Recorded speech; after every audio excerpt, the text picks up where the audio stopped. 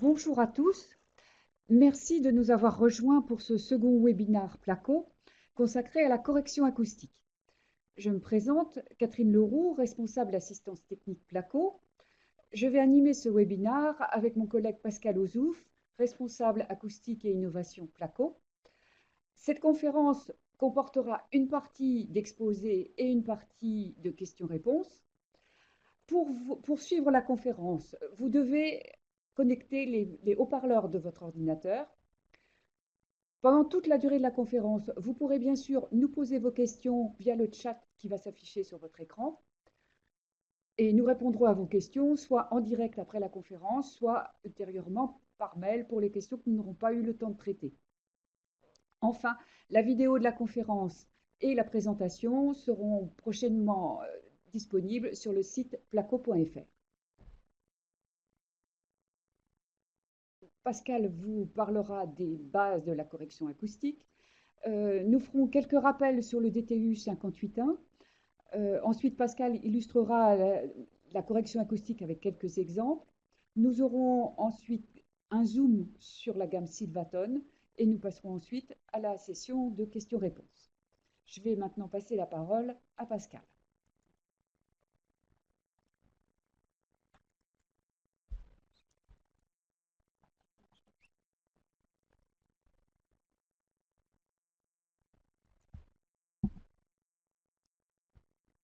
Donc bonjour à tous, Pascal Ozouf. Donc voilà, je vais essayer en quelques mots de vous expliquer de quoi on va parler, même si voilà, pour quelques-uns d'entre nous, on sait à peu près de quoi on va parler sur la correction acoustique ou l'absorption acoustique. Donc voilà, avec ces quelques photos, ces illustrations, et vous inquiétez pas, je ne vais pas vous faire peur avec tout un tas de formules, mais c'est simplement pour vous dire, voilà, quand une onde acoustique arrive sur une paroi, donc c'est le schéma de gauche. Vous avez l'onde qui va être réfléchie, une partie de cette onde va être absorbée dans la paroi ou par la paroi, et puis une partie qui va être transmise. Donc quand on va parler d'une paroi à l'autre, là on va parler d'isolation acoustique, et quand on va s'occuper de la dimension réfléchie et absorbée, eh bien on va être dans la dimension absorption acoustique. Voilà. Et puis après, vous avez des coefficients à droite et à gauche que vous voyez, donc c'est juste pour essayer de représenter le phénomène acoustique avec les petites billes noires qui vous représentent simplement c'est un état moléculaire, et voilà, c'est sur les ondes qui font bouger ces molécules et qui vont être transmises ou pas, mais pas elles, mais par lien d'une paroi à l'autre, d'un volume à l'autre. Et donc, par cette introduction, donc on est bien d'accord qu'on ne va parler aujourd'hui que d'absorption acoustique et ainsi les solutions, systèmes, produits qui sont destinés à l'absorption et à l'isolation ne sont pas du tout les mêmes. On n'a pas les mêmes propriétés acoustiques pour répondre à l'un ou à l'autre. Donc voilà, c'est important aussi d'avoir cette grandeur qui est complètement différente, enfin, cette différence entre ces deux grandeurs.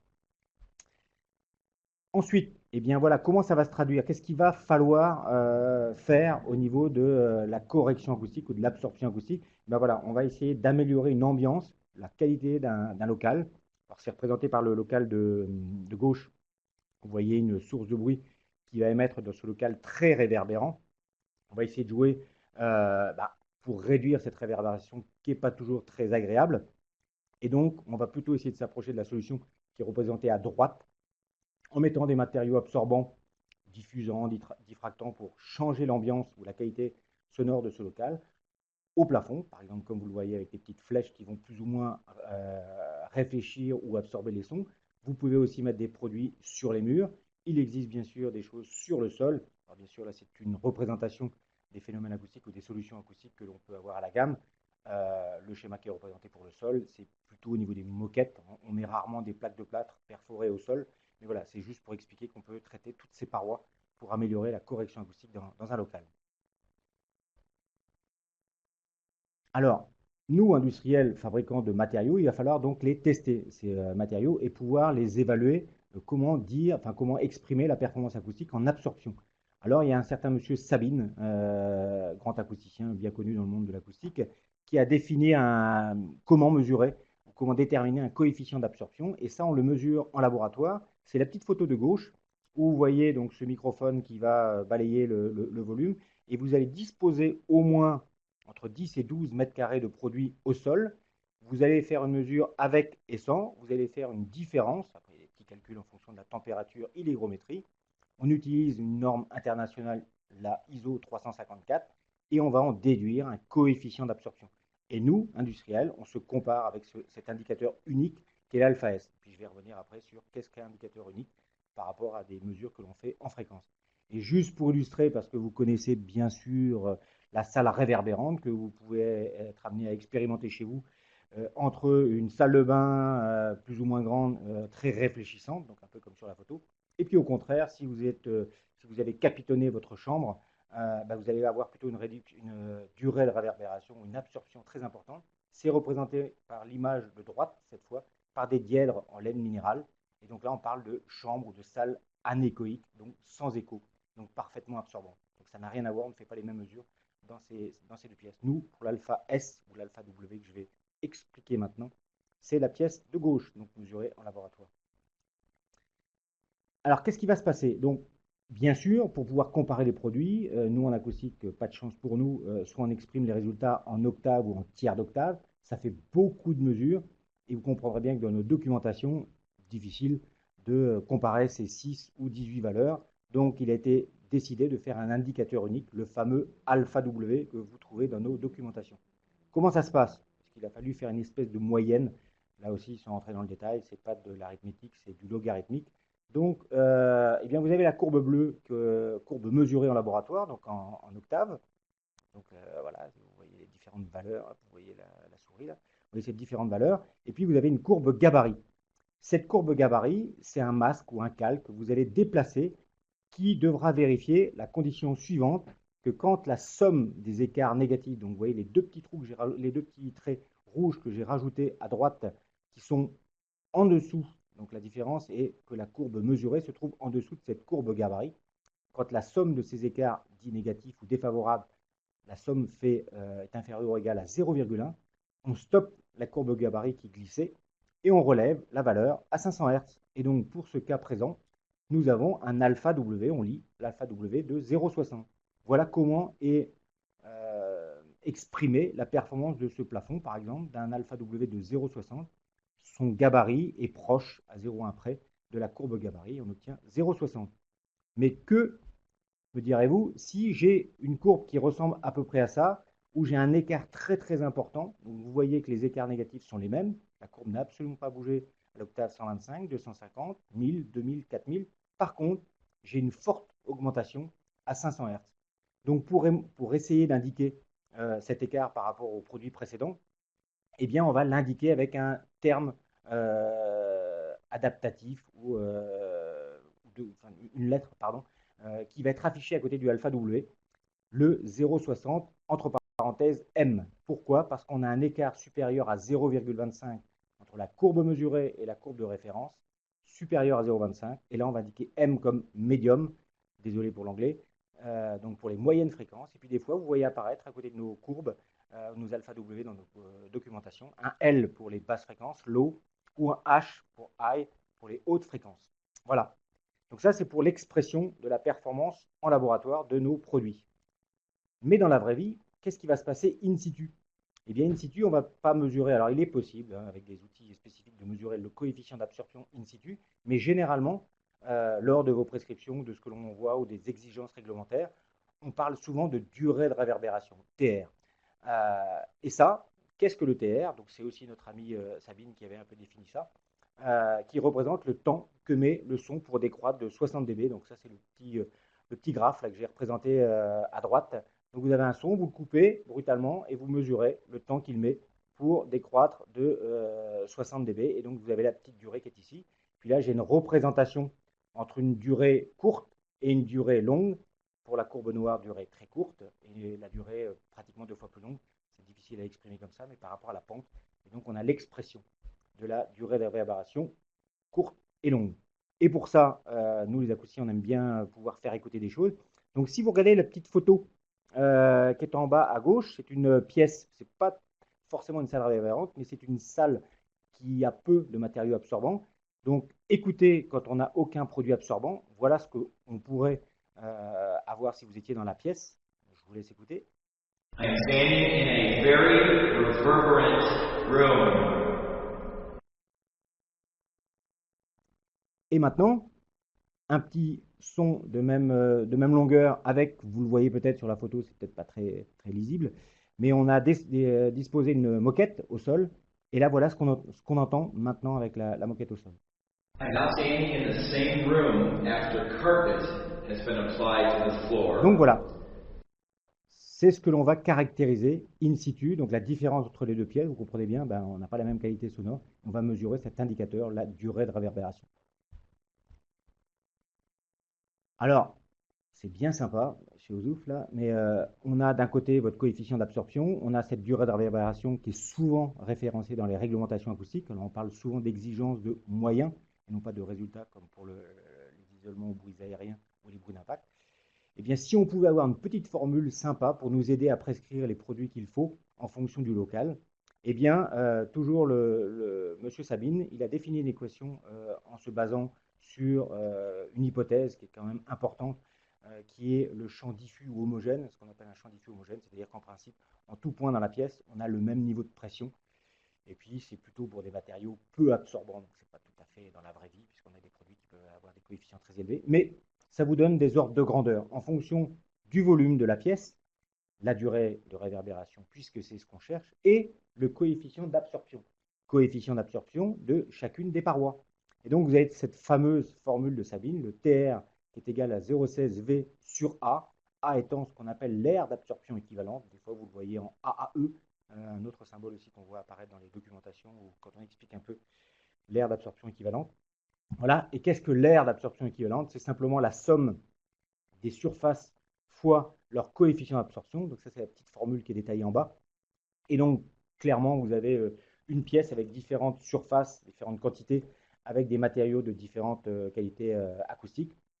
Pour chacune des pièces, des surfaces, vous allez la mesurer, vous allez multiplier par le coefficient d'absorption, vous sommez tout ça, et vous avez le volume, vous divisez le volume par cette aire d'absorption équivalente, et vous allez avoir un ordre de grandeur sur la durée de réverbération. Et ça peut vous aider à diagnostiquer tel ou tel produit, et ça, vous le verrez tout à l'heure. Je donne quelques exemples pour répondre à la nouvelle réglementation acoustique.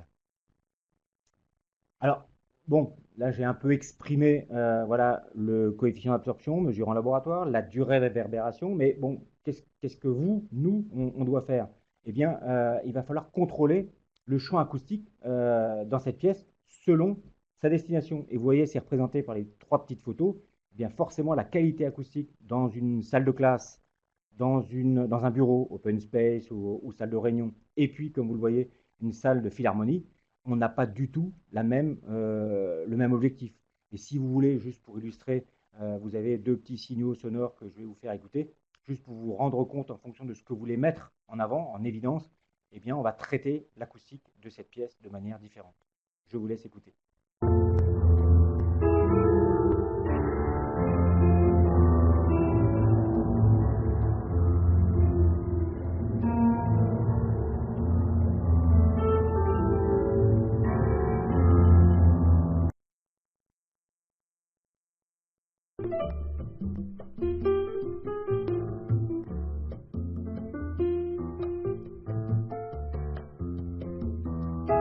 Et donc, à l'aide de ces petits signaux que je vous fais écouter là, vous avez une impression, il y a une impression volumétrique, donc la durée de réverbération qui n'est pas la même non plus. Et bien voilà, c'est ce qu'on va chercher à faire, les acousticiens vont chercher à faire, rendre le volume adapté à l'utilisation que vous en faites. Et là, on le voit avec des instruments de musique, on peut jouer là-dessus sur la qualité acoustique des matériaux. Alors, on a parlé de coefficient d'absorption et puis donc de durée de réverbération, mais quelles sont les solutions pour arriver à cela? Alors, il y a trois phénomènes en acoustique que l'on connaît bien, maîtrise bien, que l'on sait à peu près théoriser et puis ensuite développer pour répondre à ces demandes d'acousticiens ou de pièces particulières. Alors, vous voyez donc sur le graphe trois grandeurs ou trois phénomènes selon la fréquence. Donc, on a ce qu'on appelle le panneau résonateur, résonateur. Donc, c'est aussi un autre acousticien très connu, le résonateur d'Helmholtz. Donc, c'est des petits trous que vous allez faire sur une plaque de plate, par exemple. C'est préférable pour nous. Ou vous avez aussi des panneaux bois. Vous pouvez aussi avoir ça pour les écrans anti-bruit. On va avoir des résonateurs. Donc, on va absorber, comme vous le voyez sur la courbe, on va absorber à une fréquence particulière qui est très, très sélective. On parle souvent de filtre sélectif. Et le positionnement en fréquence, donc avec l'axe des abscisses que vous voyez là, eh bien, on va pouvoir avoir une courbe plus ou moins haute et plus ou moins large et plus ou moins décalée vers la gauche ou vers la droite. Et pour ça, on jouera sur l'écartement du panneau vis-à-vis de la paroi support, la taille des trous, le taux de perforation, le type d'éléments. Donc, si c'est de la plaque de plâtre, si c'est du bois, si c'est du métal, on n'aura pas les mêmes effets. Si vous mettez plus ou moins de laine minérale dans la cavité, vous aurez un effet différent sur le résonateur d'Helmholtz. Donc ça, c'est le premier effet. Second effet, c'est ce qu'on appelle le panneau ou la membrane. Donc élément que vous allez disposer sur un cadre, sur des raidisseurs ou sur un élément écarteur par rapport à la paroi support, donc le petit schéma que vous voyez en bas avec la photo. Et bien là, on va avoir une membrane qui va être plus ou moins raidie, plus ou moins tendue. C'est le principe du djembé, par exemple. Vous n'avez pas le même son si vous avez oublié de retendre votre pot de djembé. C'est exactement ça. Et ça, on va plutôt absorber en basse fréquence. Voilà. Et là encore, comme précédemment, pardon, eh bien, en fonction de la distance qu'on aura entre cette membrane et la paroi support, si on y met de la laine ou pas, de par la nature du matériau, bois, plaque de plâtre, tôle ou autre, eh bien, on aura un effet, la bosse sera plus ou moins haute, plus ou moins large et plus ou moins décalée vers la gauche, puisque là, c'est plutôt les basses fréquences.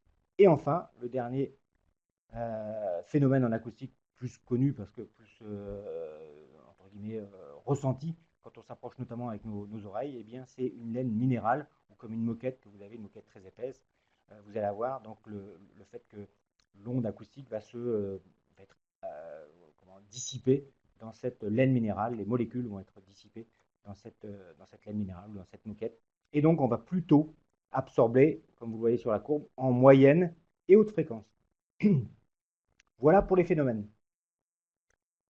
Pour illustrer notre discours un peu théorique sur la correction, l'absorption acoustique, on souhaitait vous faire un lien pour expliquer certaines choses en acoustique, en réglementation acoustique française. On n'a pas tous, au niveau européen, on n'a pas la même façon d'approcher les choses. En France, pour la correction acoustique, notamment pour les parties communes, on parle souvent d'exigences de moyens, contrairement aux isolements vis-à-vis de l'extérieur, aux isolements entre logements.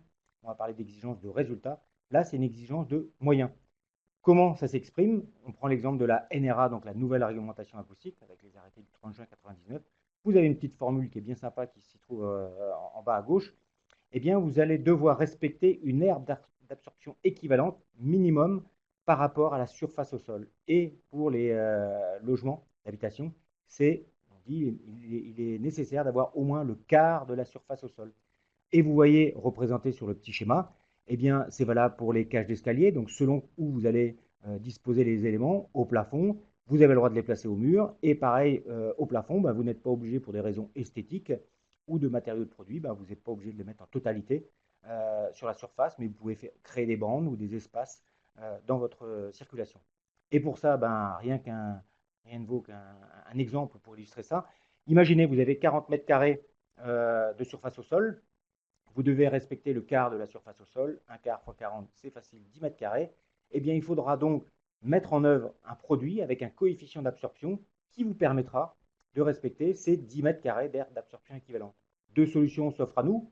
Imaginez, vous choisissez de prendre dans notre gamme un plafond qui a un coefficient d'absorption, parce que là, je me suis limité à traiter uniquement le plafond.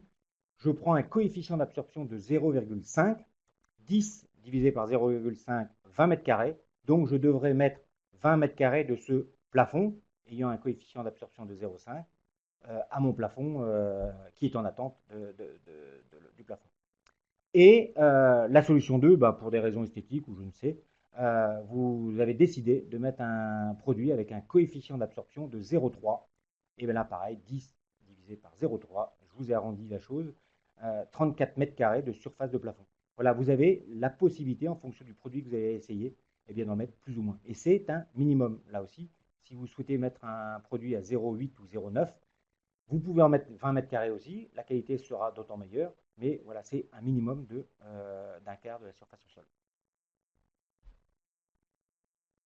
Et j'en ai terminé pour la partie donc, théorique, approche. Voilà. Et puis je vais revenir avec des petits exemples audio. Et là, je passe la parole à nouveau à Catherine pour nous parler du DTU. Donc, quelques rappels sur le DTU 58.1 plafond suspendu. Tout d'abord, donc, les produits qui sont visés dans ce DTU sont ceux qui sont définis dans la norme NFEN 13964.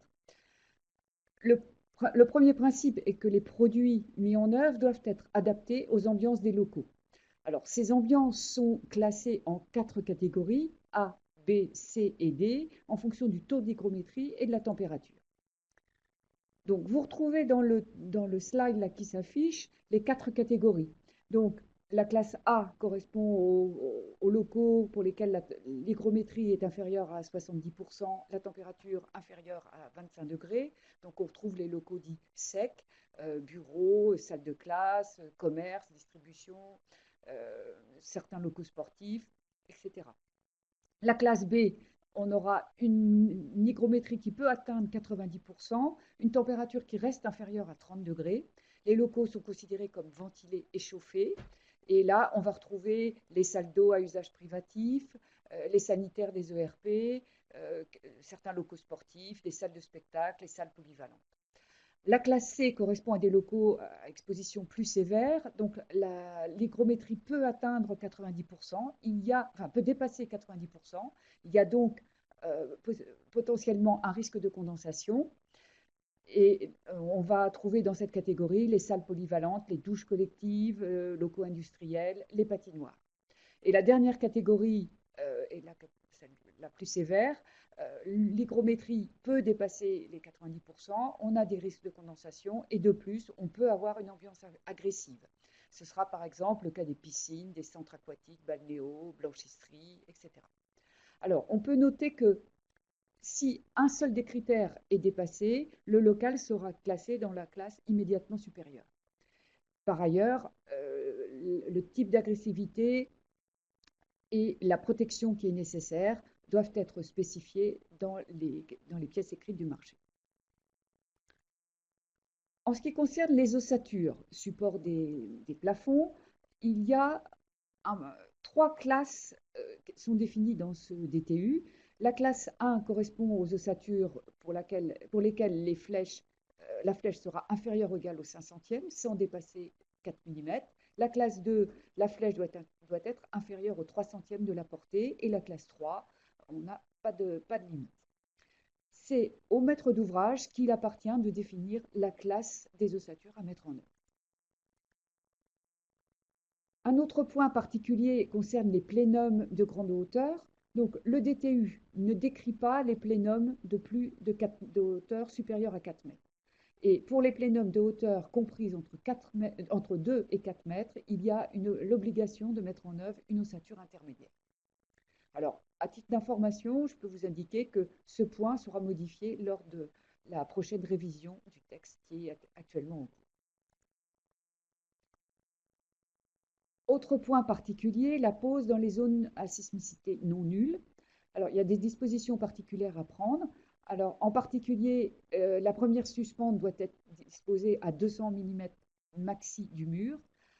Les entretoises de longueur supérieure à 300 mm doivent être maintenues, c'est-à-dire suspendues ou reprises sur des cornières. Les surfaces supérieures à 15 m² doivent être contreventées dans les deux sens. Dans les zones d'outre-mer, en complément, seuls pourront être utilisées les ossatures en T24, des entretoises à système de verrouillage, et il faut mettre systématiquement en œuvre des clips. Enfin, le rappel des tolérances sur l'ouvrage fini. Pour le désaffleurement, donc entre dalles, c'est 5/10 pour les dalles à bord E, 3/10 de millimètre pour les dalles non chanfreinées. Et la planéité générale, l'écart maximum ne doit pas excéder 2 mm par mètre avec un maximum de 5 mm sur 5 mètres. Ça concerne l'ensemble, ossature, plus dalle, plus suspension. Un dernier point important, seules les cloisons amovibles peuvent être fixées sous un plafond suspendu. Les cloisons placo ne peuvent pas être mises en œuvre sous un plafond suspendu. Donc, je vais repasser la parole à Pascal qui va vous donner quelques exemples de correction acoustique. Voilà, donc effectivement, merci Catherine.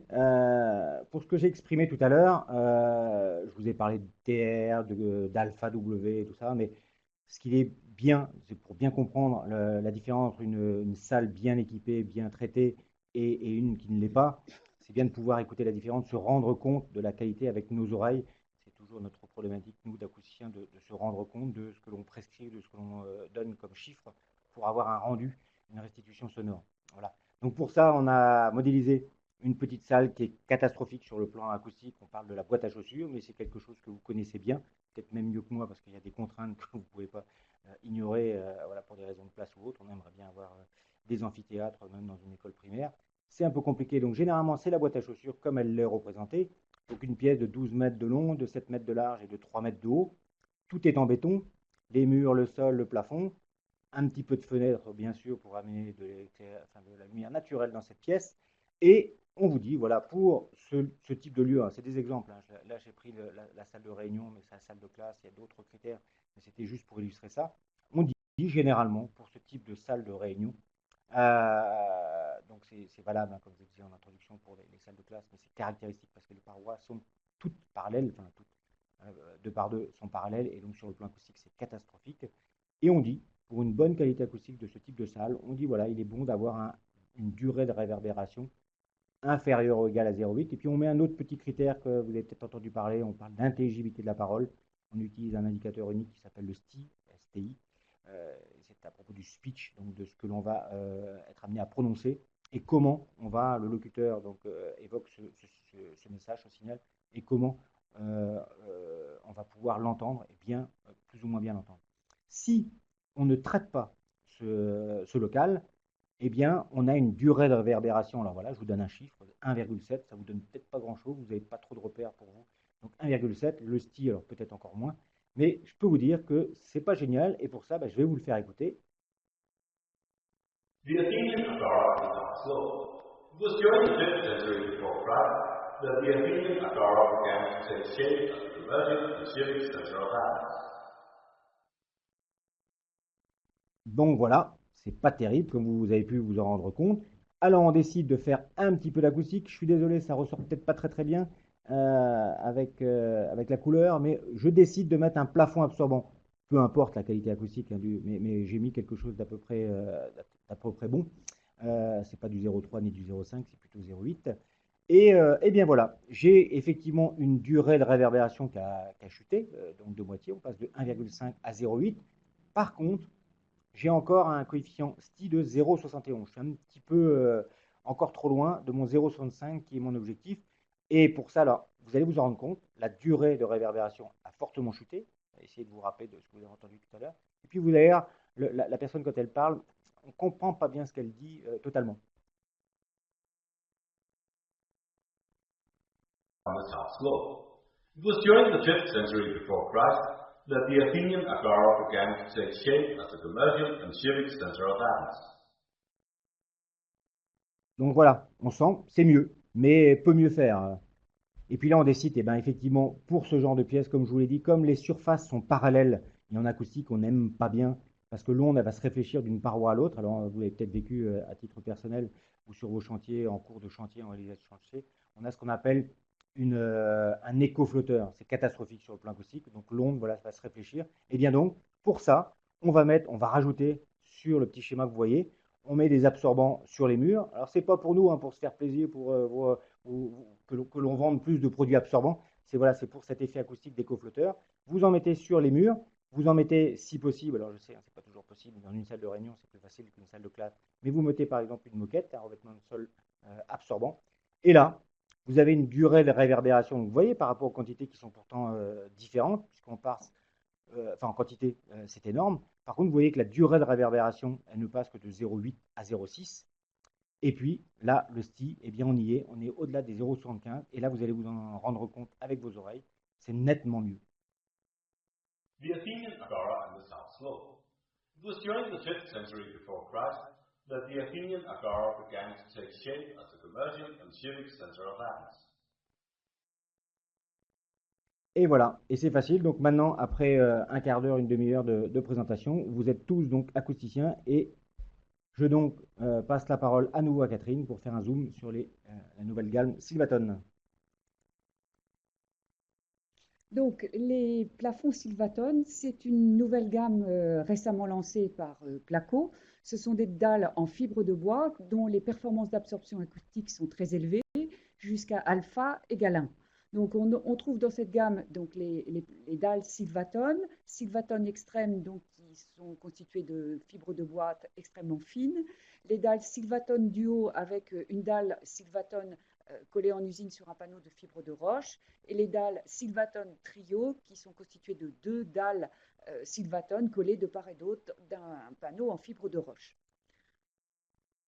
Donc, les performances acoustiques sont très intéressantes. C'est ce que vous voyez là à titre d'exemple.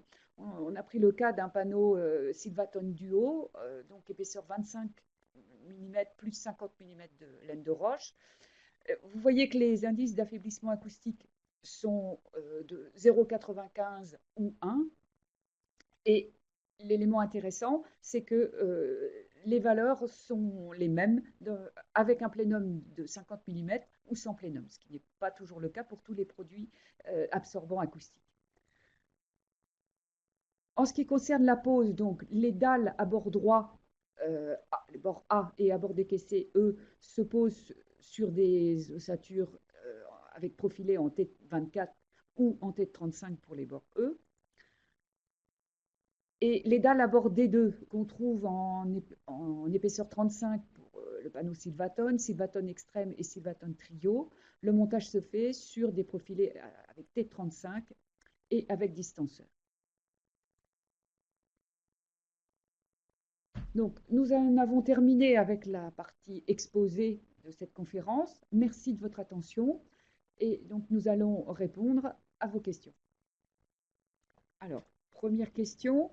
Je pense que c'est pour toi, Pascal. Existe-t-il un logiciel ou un outil simple permettant de prédire les performances d'un produit ou d'une pièce?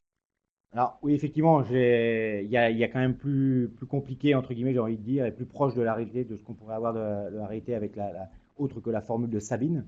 Donc oui, il existe tout un tas de logiciels dans le commerce.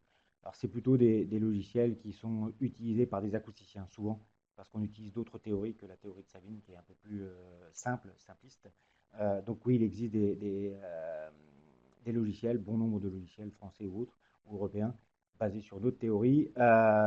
Et aujourd'hui, ces logiciels, donc je ne sais pas s'il est bon, peut-être qu'on pourra vous le remettre sur un lien ou autre. Si vous souhaitez vraiment avoir le nom de ces logiciels, je pourrais bien sûr vous les transmettre.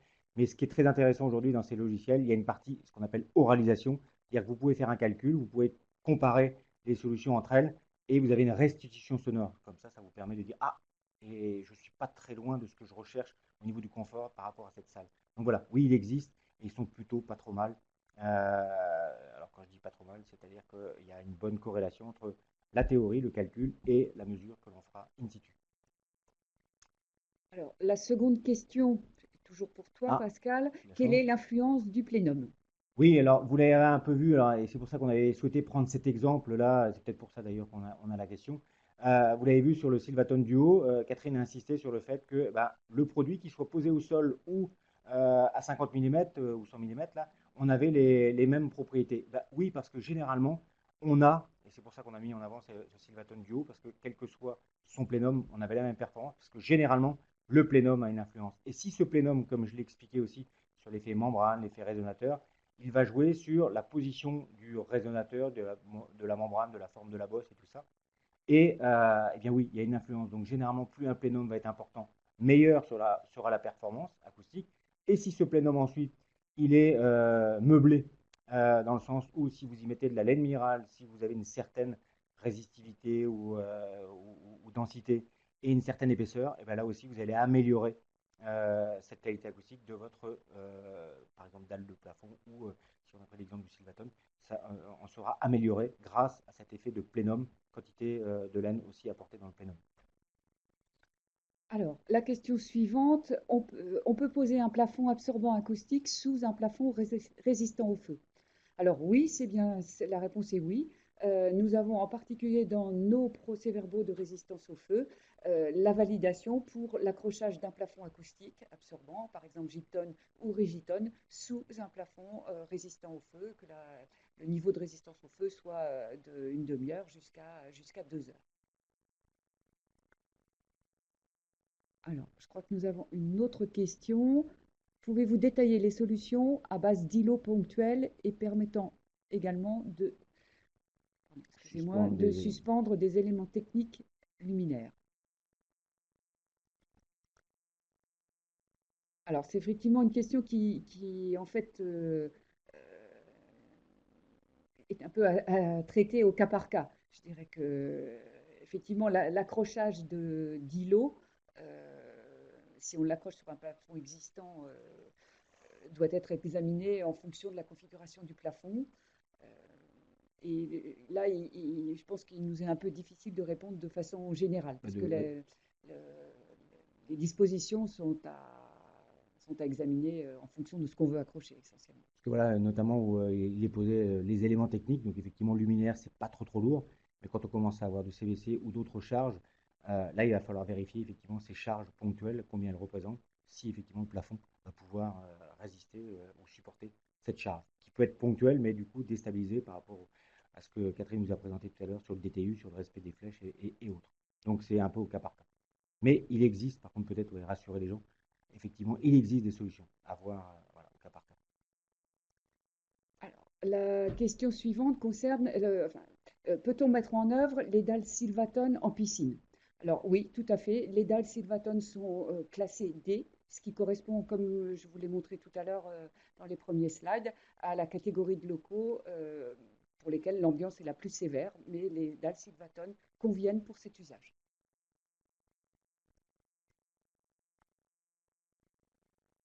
Alors, encore une question sur le Silvatone. Peut-il se fixer au mur, projet dans le cas par exemple d'une salle de restauration? Alors oui, effectivement, on peut poser Silvatone en paroi verticale. Les panneaux Silvatone peuvent être vissés sur des ossatures verticales et donc on va pouvoir les utiliser dans cette application.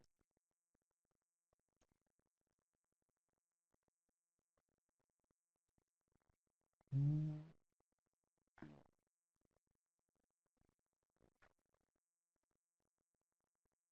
sais pas si on a encore peut-être le temps de prendre encore une autre question.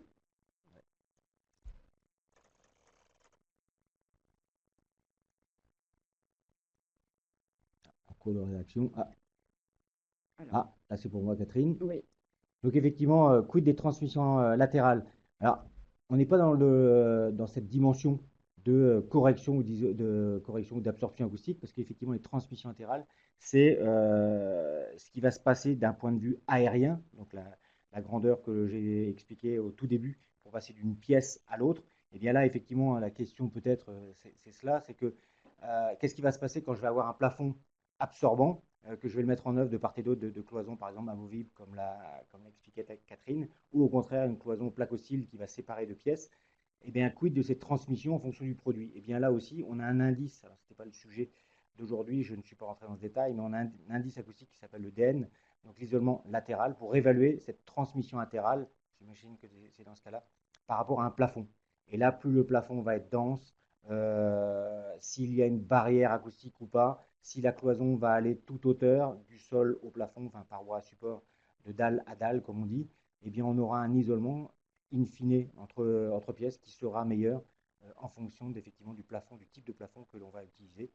Par exemple, l'exemple entre un plafond qui va être sur des ossatures de T24 ou à ossature cachée, eh bien on va avoir un petit peu moins de fuite et donc les transmissions latérales seront meilleures. Donc voilà, j'espère avoir répondu à la question parce qu'elle est très très large. Mais voilà ce que c'est les transmissions latérales par un plafond. C'est comment le bruit va passer d'une pièce à l'autre via le plafond. Donc ça aussi, c'est des critères que l'on regarde de près en acoustique. Voilà. Voilà, donc je crois que on a pris les questions que nous avons reçues immédiatement. Donc, vous avez sur votre écran s'affiche un petit questionnaire bah, que vous pouvez remplir tout de suite et très facilement, très rapidement. Comme je vous l'ai dit tout à l'heure, vous retrouverez la conférence sur le site placo.fr très prochainement. Et pour toute autre question, eh bien, vous pouvez vous rapprocher de nos chargés d'affaires dans les différentes régions qui pourront compléter nos présentations, les informations que nous vous avons transmises. Et encore une fois, merci de votre attention. Merci à tous.